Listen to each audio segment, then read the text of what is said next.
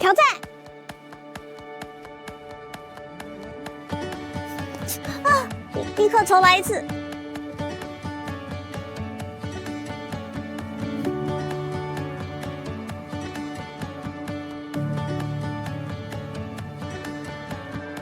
敲到有点不好意思。皆さん、幸せね！想不到幸福中在这边又被我们遇到啦。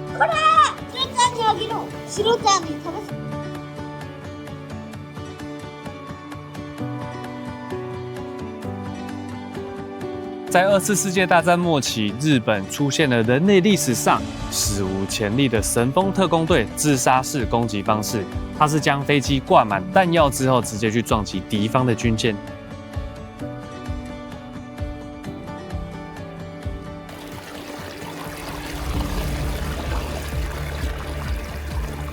おはようございます，大家早安，我是161。今天我们在这么优美的环境之下开场，就是要带大家一起来装好水，一起来开启我们南九州市的行程哦。在万代川下游水源神社旁，有1985年入选名水百选的地下涌泉水清水涌水，泉池格外甘甜，一旁的枫叶与银杏随风飘落，让大家一边欣赏美景，一边喝好水。而涌水旁的水源神社创建年代已不可考，根据史料显示，江户时代曾进行修整，因此可推测至少在江户时期前便已存在。其本殿设置于崖壁凿出的洞穴之中，结合自然地形的形式，在日本神社中相当少见，也让这处涌水更添一层神圣与静谧的氛围。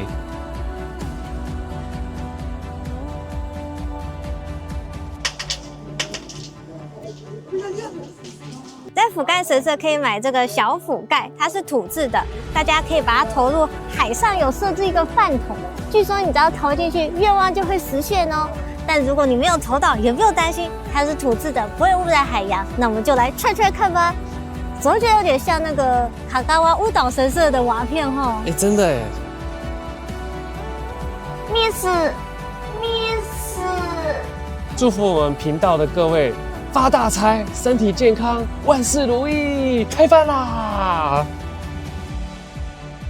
有哎，大家愿望实现了，没有头章啊，旁边哦，可恶！哦，这个好好玩哦。我们的饭掉在地下了。在phủ盖神社这边还有一个挑战，在神社这边提供了各种大小的锅盖，大家呢把它顶在头上，然后前往鸟居，从鸟居这边一路走过来到赛前乡，如果都没有落下，愿望就可以实现。那我们一定要来试一个。糟糕，我觉得有点重，挑战！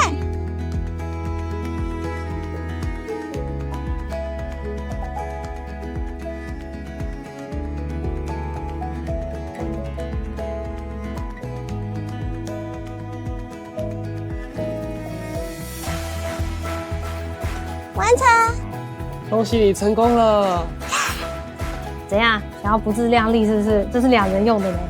我先试顶看看，它这边旁边都被摔烂了，代表这个难度很高啊！这样旁边很多人哦，你一摔下去，大家都会看你。好像可以哦，好像可以哦，没有问题的，各位。话不要说太早，我觉得最难的就是前面这3个阶梯。稳住，稳住，稳住，稳住，稳住！不要紧张，不要紧张。这边阶梯是大魔王。没问题，没问题，没问题。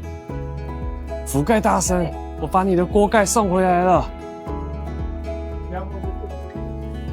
成功，那愿望是不是也是2倍份的呢？对啊，在南九州这边，除了覆盖神社的挑战，这一趟鹿儿岛旅行，我们从北到南，从西到东，几乎跑遍了整个鹿儿岛本岛，行程超过10几天。像这一种移动式的旅行，最大的挑战就是你永远不知道到底会使用多少网路。买少了怕不够用，用起来绑手绑脚；买多了又觉得钱没花在刀口上。所以好在我们用的是 City Easy。比国际漫游划算，还不用到机场排队买 SIM 卡哦，非常省时又方便。你不用当精算师，一次就猜对，只要下载一次 App， 之后去不同国家游玩时，透过 App 购买不同国家的方案，流量不够时，更是可以随时加值，网路不中断。全球有200个区域可以选择，方案从区域、全国到单一国家都有，流量更是从1GB 到无限流量哦。像我是网络重度使用者，网络安全也是很重要的哦。在 eSIM 的设定中，可以启用广告来接程式，还有网页保护，这样加强旅行中的隐私保障。出国时一定会一直搜寻，这样搜寻结果既不会被窥探，网速也不会掉哦。如果你接下来有出国的计划，有福啦！可以点击说明栏跟置顶留言内我们的专属折扣链接 ，Sally.com 1.1616，或输入我们的优惠码11616，购买 Sally 数据方案就可以享有85折的优惠哦。感谢 Sally eSIM 让我们这趟旅程不仅有网络，还有坚强的流量后盾。那我们就继续回到南九州市，探访南九州市的奇景吧。那神社的起源可以追溯到飞鸟时代，相传是因为当时的天智天王和他的妃子大公鸡前往隐娃玉岭这边，那众人为了迎驾就开始忙着煮饭，但突然一阵强风刮过来，就把phủ盖吹起来，吹到远川的大川浦。那当地的居民捡起来这个phủ盖，就把它奉为神明，称为phủ盖洞，神社也因此得名哦。位于隐娃大川车站约5分钟车程的phủ盖神社，是鹿儿岛县内最具传说与能量气场的神社之一。这座面海而建、坐落于岩端的神社，以其独特的祈福方式phủ盖愿挂闻名。由于神社供奉的是武神与胜利之神，战前曾流传，只要头顶phủ盖参拜，出征的家人便能平安归来。如今仍有众多运动员、艺人前来祈求胜利与好运。在phủ盖神社这边，大家进来记得把你们的眼睛往上看，它的天花板有一幅非常精美的龙绘图，据说只要把这幅图设置成手机桌面，就能够带来好运。在这边，我已经帮大家准备好了一副定镜，欢迎截图。在神社的不远处，有一处名为六本石柱的遗迹，它其实是旧神社鸟居的一部分哦。在1951年，因为台风而毁损。那后来随着道路整建，就把它挖出来，然后移至现址，去保存，以纪念过去的历史啊。这边真的充斥了各种饭头袋子，然后还有汤匙，超可爱的哦。这个是汤匙哦。对啊，好可爱哦。在这边，我们也能够远眺开文岳，它可是有萨摩富士的美称哦，是由于大家看它那优美的腰间曲线。就跟富士山长得很像，因而得名。它也是一座名列日本百名山的活火山，海拔是924公尺，那也是鹿儿岛的代表性名山之一。为什么这边的农地都要吹电扇呢？好多的风扇哦，风力发电吧，是不是？不知道哎。不是传说phủ盖就是从这边引娃飞到那边去吗？好像有点太远了。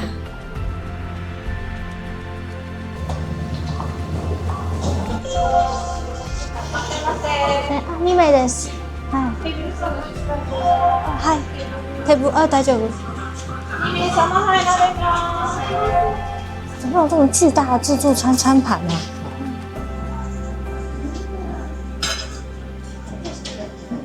各位啊，有没有吃过日式家庭的自助餐呢？今天我们来吃的这一间叫轻巧，它在中午有提供日式家庭的 buffet， 食べ放題哦。到晚上的话就转变形式，变成焼肉。在这边最不错的是，一边用餐还有美丽的山景，开文岳可以欣赏哦。超级漂亮的，而且它中午自助餐一个人大人是1500日元，蛮划算的，吃到饱。然后菜色我觉得也很多，像是烫煮的料理啊，或是炸甜点、水果，还有饮料都有。我觉得这种超酷的体验就是融入当地，而且这样一定是吃到最道地的日式料理。没有错。然后这个好大哦，非常的大哇！一次夹好夹满。这个红红的不知道是什么，我刚刚乍看以为是虾子，炸虾是炸虾。糖醋炸虾蛮好吃的，尾鳍有一点点大，我觉得还不错哎。它的这个寿司饭我喜欢哎，它的醋饭味道很足，够酸够香，好脆哦，烤好烤的。我刚还以为我老婆要偷亲我，还有兴奋了一下，结果竟然只是要跟我分享，分享吃萝卜的声音。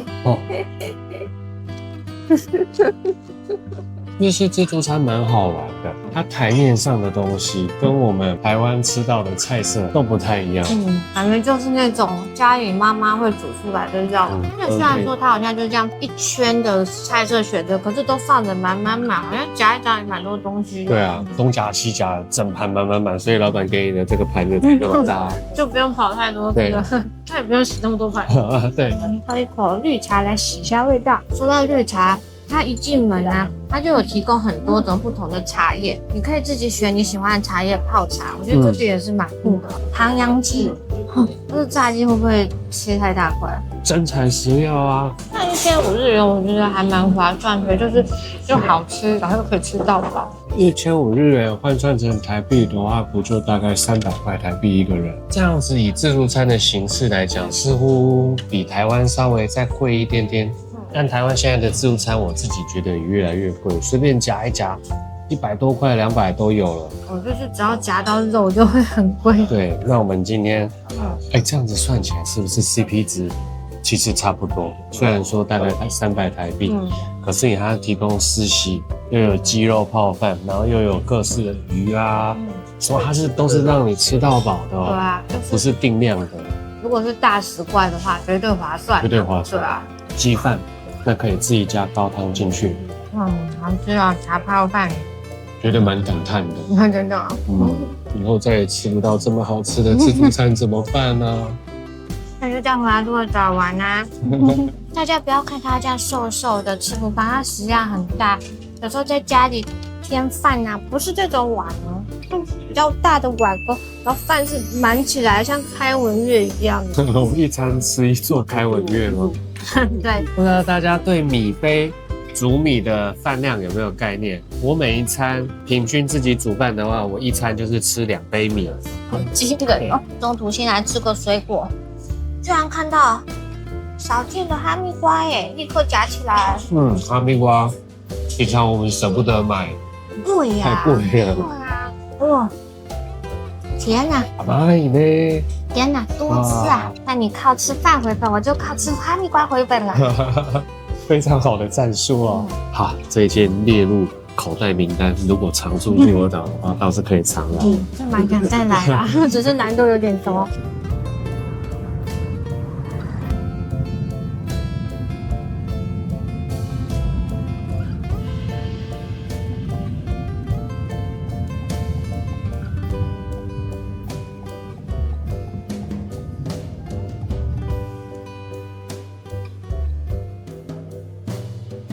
在南九州市万籁川上游的岩屋公园，是春天赏樱、秋天赏红叶的名所。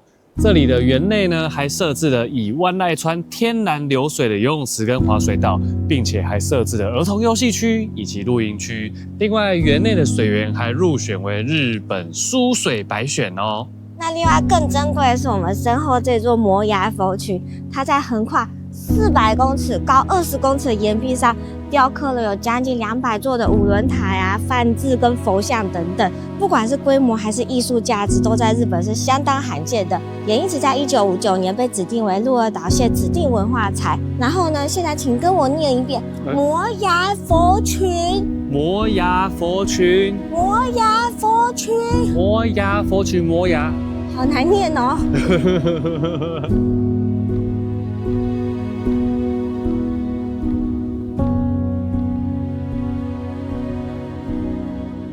由停车场走过美丽的花园桥即可进入岩屋公园。沿着万籁川沿岸可欣赏自然景观，其清澈幽静的景色亦入选水之乡百选中的心灵安宁的清水之里，兼具了自然美景与历史文化的双重魅力。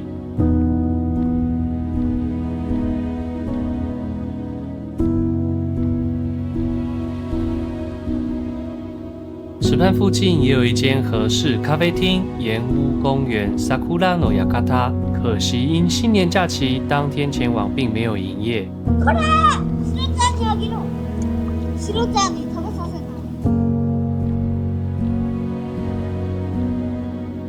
摩崖佛雕刻跨越了平安时代后期、镰仓、室町及明治时代大约700年的岁月。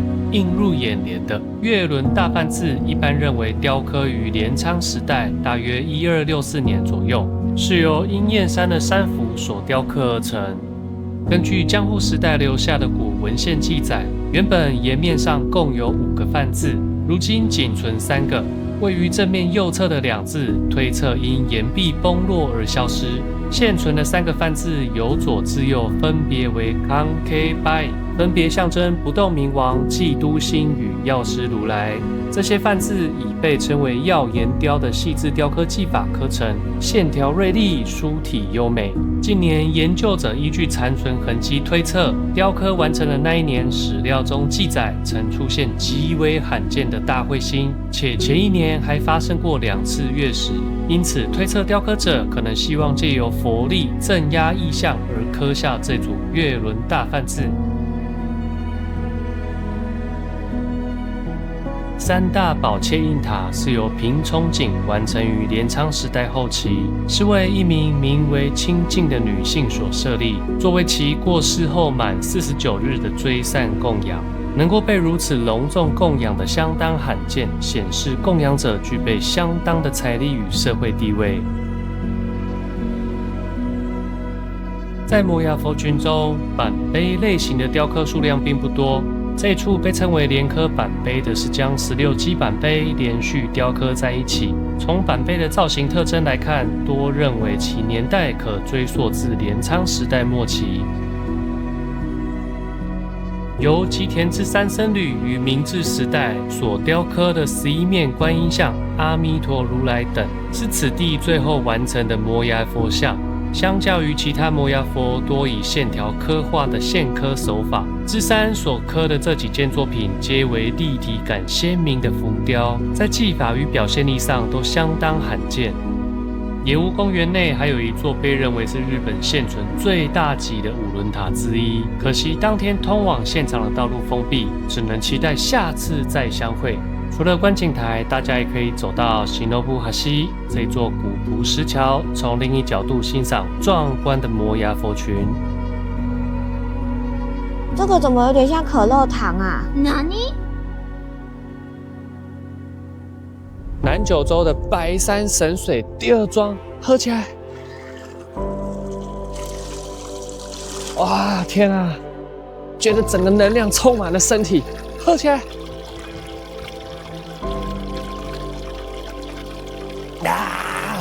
五麦。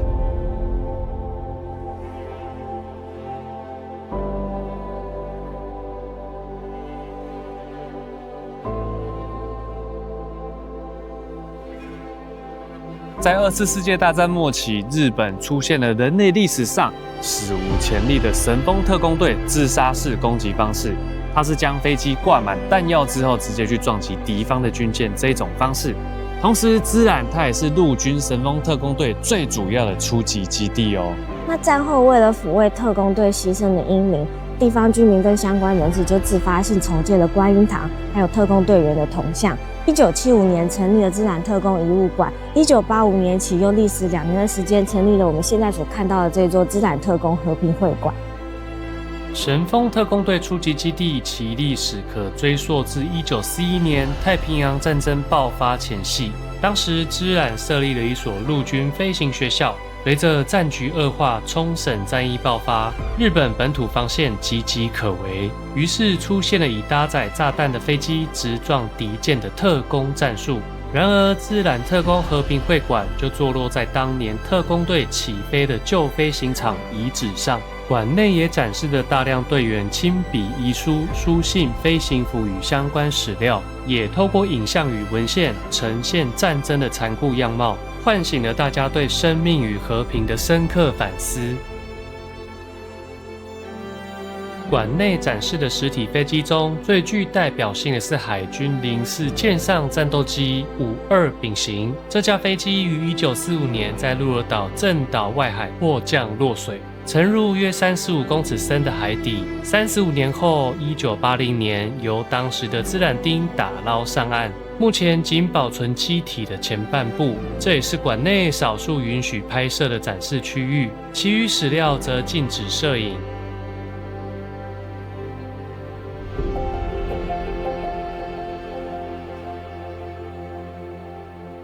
会馆周边保留了多处战争遗构与展示机体。陆军仪式战斗机准是太平洋战争初期的主力战斗机之一，总生产数量达5751架。战争末期也被大量用于特工任务。投入特工的166架中，有120架自兹兰飞行场出击，是仅次于974战斗机的第2大宗特工机型。曾服役于航空自卫队的 T3 初级练习机，于1995年退役后移至此地展示。园区内保存的门柱原为1941年大岛喜陆军飞行学校兹兰分教所的正门，战后转作旧兹兰中学校门柱继续使用。1981年校舍整并后迁移保存至此。建于1955年的特工平和观音堂，是为了悼念在冲绳战役中牺牲的1036名特工队员而设立。每年的5月3日皆举行慰灵祭，来为特工英灵祈祷。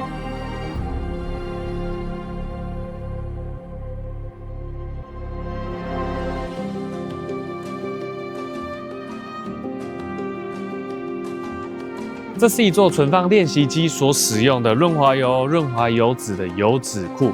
大家在墙面上可以看到这些弹痕，这可是在1945年美军空袭时所留下来的弹痕。那你？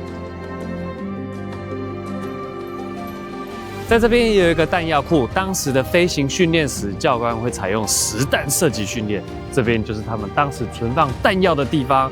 那在墙上也可以看到当时美军空袭时所留下来的弹痕。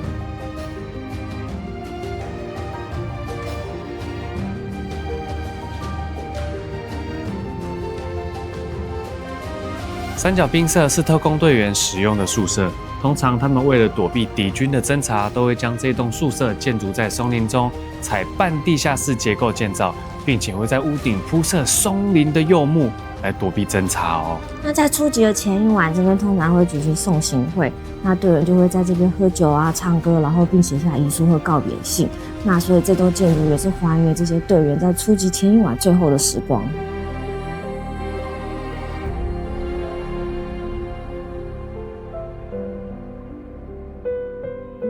身处在兹兰特工和平会馆，很难不被这些遗书、遗像、绝命诗给撼动。信里的字字句句，不管是写下的人还是收到的人，心情难以想象。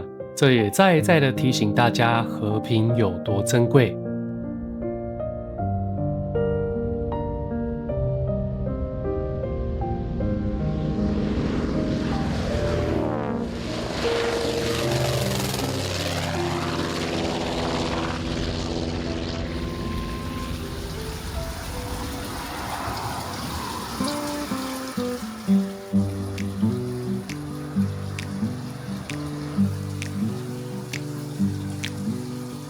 来吃年月寿吧。没有错，现在我们来到了位于南九州市这边也是相当知名的soba连锁店翠上安。这间店相当的厉害哦，它的茅草屋顶跟它外面的那个大水车，据说只有4间分店才有，所以今天我们很幸运来到这一间稀有的店。那店家特别用心的是，它的茅草屋顶还是每3年都会请匠人翻修一次。难怪虽然说是走复古风，但店面其实都是新兴的。对啊。然后这件荞麦面是非常新鲜哦，现磨现做现煮，绝对不隔夜。然后最让我吓到的是，一坐下来没多久，他就端了一整个碗公的腌萝卜过来，哎，没有错哈，腌萝卜吃到饱。我们是点1等1热的soba，然后热的好像是粗面，冷的是细面，然后另外也被这个菜单上的照片觉得想点，忍不住就点了。我刚刚查资料的时候，他们对水质也很讲究，所以这个汤是一定会一滴不剩的给它喝完。哇，冒烟！就是热的soba，它讲究的比较不是 Q 弹，而是那个滑顺感，它就是只剩面心一点点硬硬的，但整体是很滑顺的，然后吃得到那个麦子的香气，新鲜就是赞。这趟鹿儿岛吃爆黑豚，猪看到我都吓到。你那个好大一盘的感觉哦。太不了解你老公了，这根本就是 a piece of cake。它的这个酱汁里面，它还有额外放山药泥。我发觉加山药泥是画龙点睛哎，它让你在素面的感觉又更咕溜了。那它面条本身确实是蛮 Q 弹的，不愧是每天现做新鲜的，好吃。来试试这个叫注六寿司，是不是？整体吃起来它的味道很滑顺的，而且它比较没有寿司的那一股酸味啊。对，它比较属于咸寿司派的，这个还不错哎，猪六寿司，我觉得蛮好吃的。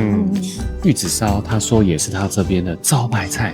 这间调的味道是我喜欢的，因为有些大部分玉子烧是比较甜味的，对，那我们是比较喜欢咸味派的，这间甜味没那么重。最后一样是木塔玛西多，还有非常漂亮的日式三角饭团。三角饭团，这好可爱哦！你看这个饭团，它的海苔表皮啊，一脸就是师傅手握去捏出来的，上面还有痕迹。哎，对，吃起来，哇哦！不过它只有穿外套，没有穿裤子。它上面的鲔鱼也调得蛮咸的，所以这样你才可以把一做饭吃掉。我就知道你喜欢，重咸之人喜欢。这个饭团一级棒，它上面的那个鲔鱼馅料够咸，然后这个饭够 Q，粒粒分明，饭好吃。你待会也吃吃看，这个也是够咸。就是这个寿司，它的料就是比较偏咸，让你把整颗饭的饭吃完。不过我觉得你坐这个位置要小心，一个右拐，你可能就要赔钱了。哎呦！你不讲我还没发现呢。那在我的右手边一整排的这种疑似古董的水壶，如果不小心拐到它，我就不用回去了。东西也赔得起了。我可能要在这边签卖身契，以后大家就可以来这边找我吃寿法。吹上安饮肉店。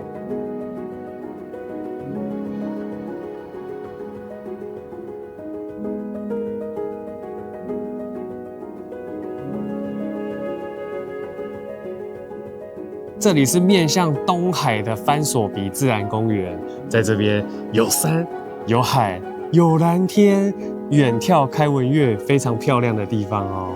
园区还有住宿设施、咖啡厅，还有一些拍照景点，所以这边要休息、散步或是拍照一次搞定。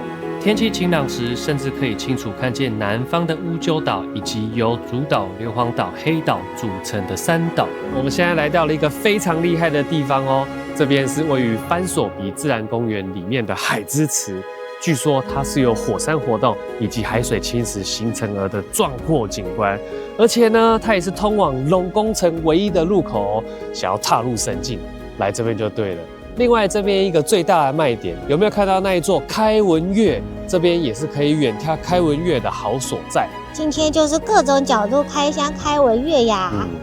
我们第一集在鹿儿岛神宫跟大家分享过的三星燕海星燕神话故事中，三星燕因弄丢了哥哥的鱼钩，为了找回鱼钩，他前往海中，抵达长崎鼻的龙宫城，并在那里遇见了龙宫公主丰玉姬。找回鱼钩后，被送回陆地上。而在龙宫城与陆地这一条往返的路线上，番所鼻这里的海之池，据说是其中之一的入口。这也让萨摩半岛周边流传着与龙宫相关传说的故事。此外，海岸线可以看到黑色的岩礁，这些是火山熔岩作用留下的痕迹。像这样保留了近乎圆形的岩礁地形，在全日本范围内也属相当少见。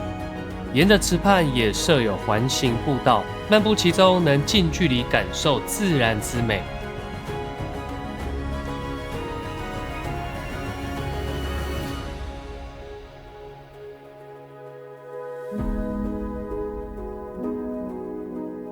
番所在过去是萨摩藩守护海岸的要地。据传在19世纪初，号称有行走地图之称的英人中继先生，靠着走路、天文跟超强实测绘制了日本第一张实测的精密地图。那他在经过这边的时候，看到漂浮在海上的开文月，忍不住赞叹：“好难开西提！”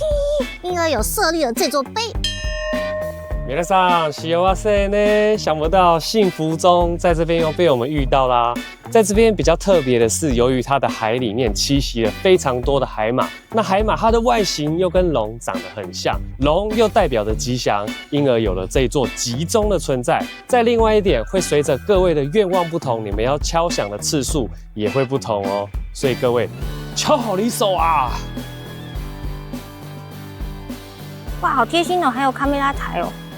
哦，你居然还可以锁住哎，太贴心了吧！好贴心的设计哦，这个卡梅拉台真的拍的还不错哎。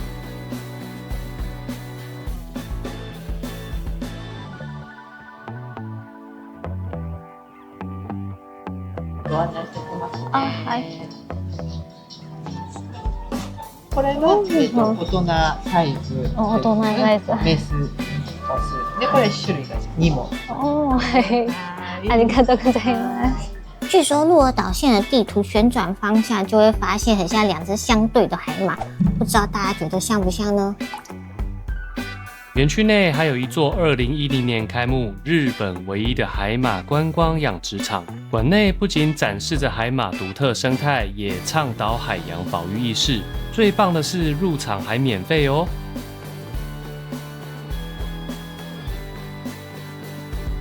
现在我们来到番手鼻公园内的咖啡厅，喝个咖啡，吃个饼干，休息一下。没有错，在这边看着美景，喝着美食。我们现在其实镜头呢正前方，就是完整的开文园，超漂亮。没有错，它的美景相信在我的 B-roll 里面已经尽力的呈现给大家了。你都有手机尽力了。这种天气我拍到现在满身汗呢。好呗。来。啊，还好你点冰的。对，现在好热，我拍到好热。它的冰咖啡是属于浅焙咖啡的。哦，那我这个应该待会再喝，因为我这个是摩卡，里面是有巧克力，喝这个应该会爆炸酸。我们都很喜欢吃这种美式的饼干，然后我们也是来日本发现肉手没有卖这种饼干，很好吃。肉手基本上只要有看到它的存在，我们就是全包扫货。哦，很顺哎。对，很顺哎。嗯，很不咖啡哎。对，很好喝，浅焙的。这个摩卡也很好喝啊。好，那我待会来摸一下。好像大部分的这种景观景点，都一定会有一间不错的咖啡厅，不然就是一定会有一间 ice cream。这是一个完整的 set， 要把人留住啊，不能只是看了景就走了。那我对我老婆的印象，她几乎都是选择 ice cream 居多。就是当有 ice cream 跟 coffee 的时候。ice cream。那我们今天的影片到这边也差不多啦。我们一路从干净的涌泉圣水，再到覆盖神社，现在又来到了番所鼻自然公园。不知道哪一个景点是大家最有印象的呢？我觉得非常的 lucky 耶，一定是因为喝了涌泉水，所以才可以看到完整的开文月。对，本来刚来的是下着小雨嘛，有点雾蒙蒙的，开文月只有露出一半，渐渐的太阳露出来，它整个就现身了。对啊，真的非常的 lucky。想要了解更多关于鹿儿岛的事情，也别忘了记得订阅我们的影片哦。最后也请大家多多帮我们按赞、订阅、分享出去，谢谢大家。我们下期影片见，拜拜。这个水流是不是应该要慢一点呢？这个面站好像吃得很急躁，这好像也要抓准 timing 哇，成功了，一点点。